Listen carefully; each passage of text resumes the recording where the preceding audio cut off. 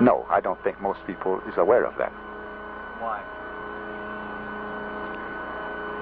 Because of their plans of what they're doing now, of the nuclear plants, planning those kind of a future. They are not aware of how long this civilization will go on.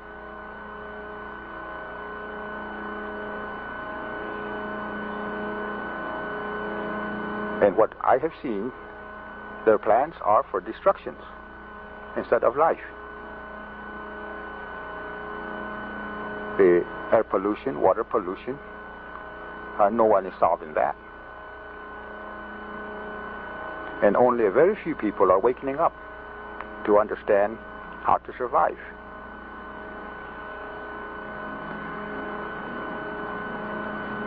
We can see in all over the world prophecies, native people, biblical prophecies also comes to pass. And all this comes to one thing, and it all leads to destruction. And I find that most everywhere I have been, everyone who has been Americanized have been confused. No matter what country it is, these countries that have been Americanized are confused, and I see that this society is very much confused to the extent that they cannot cross the street without getting run over, so they have to stop on the red light and go on the green one, because we live in a confused society. And we can take a look on simple things such as even food that we eat today. We have become so confused that we don't know what we're eating. All the instant food that we find on the shelves, we read the ingredients on there. The ingredients that has a word on there that goes from across the box there. What educated man knows what that means? With all the education that we have in our universities, we don't even know what that word means. But we're eating it. So actually, we don't even know what we're eating. We're very removed. Yes, we're so far removed from natural way of life. We don't know what we're eating, and we don't know what we're drinking. We're just here. And as I see it, everyone becomes a robot. Even his mind is controlled. No one makes his own decision. And this is the way of life that has been shoved on Mr. Indian. And I find that our Indian people are not satisfied. They're not comfortable. There's unrest throughout this whole nation among the native people. Why? I take it that there is no failure in life. There is no such thing as failure in life until you try to be somebody else. There is no way you can fail if you are yourself. And this is what's happened to the Indian people. Many of our Indian people are not themselves, and so they are not satisfied. They're not happy. But when we turn around and look at the past of our ancestors, there was a way of life in which we found comfort, in which we found satisfaction. There is nothing that can take the place of being satisfied and being happy in life. Another man brought his value system here, which is different from what we've always had here. So then we find our Indian people caught in two ways of life. But over all these years, the American people have studied the Indians. They have dug up this earth, seeking evidence, history of our people. They have dug up the graves of our people, studying their bones. Why not study their ancestors? Don't tell me anything about the disease that we had when they come here. Don't tell me that the Indians were deformed. Tell the students that Napoleon was deformed. He had one short leg. Tell the students that Benjamin Franklin had syphilis, which affected his mind. That's why he was out there fooling around with lightning.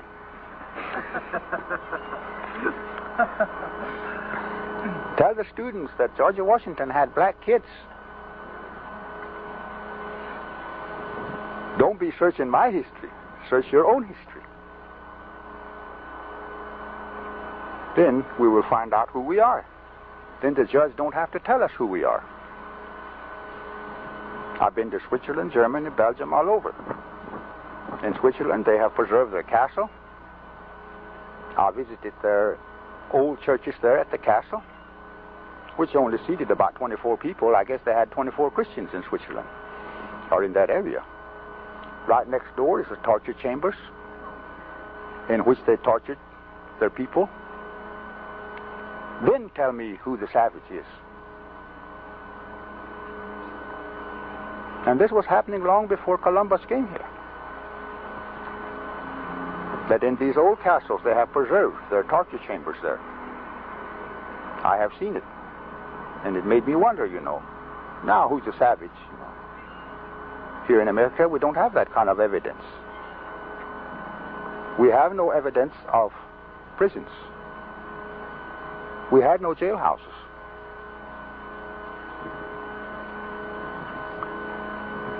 Does it mean that we had no laws? Or does it mean that we had no criminals? What was history like prior to Columbus? We know. We understand. We had to establish these survival schools to give our children the rightful education. So we begin to teach them our religion. We begin to teach them the true history of the past. So no longer are we going to sit around and listen to a teacher telling us that Columbus discovered America. So we're telling our children that Columbus didn't discover anything. I went to Switzerland and I landed in Geneva more than a year ago. But I didn't go before the press and say that I discovered Switzerland. I went to Africa last October, but I didn't say that I discovered Africa because there was already people there. So it was the same thing when Columbus came here. So these things we are teaching our children today. A lot of times it was thought that we were teaching them how to be militant. The FBI's, their agents have been there time over and over to visit our schools to see what we were teaching. But we were not teaching them anything wrong because we're believers in the truth. So we're only bringing out the truth to our children. And that's why we're establishing these survival schools to give them the rightful education.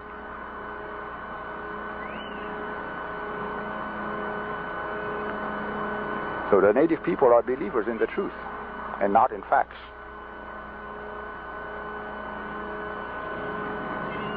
A lot of times I go before the press. They ask me how many people I represent because they believe in their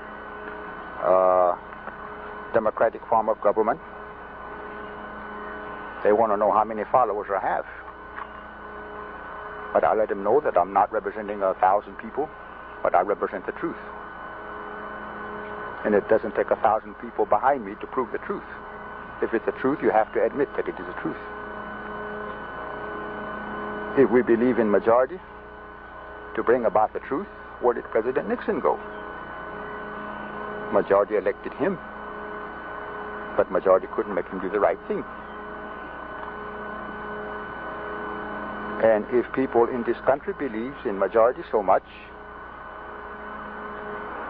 if I would ask them, let's go down the street down here and burn every church house on the corner, how many followers would I get?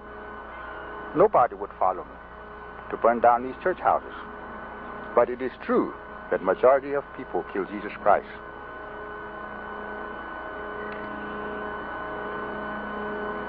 If people followed majority, they would follow me.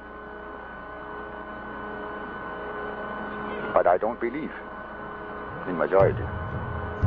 Majority can be mistaken.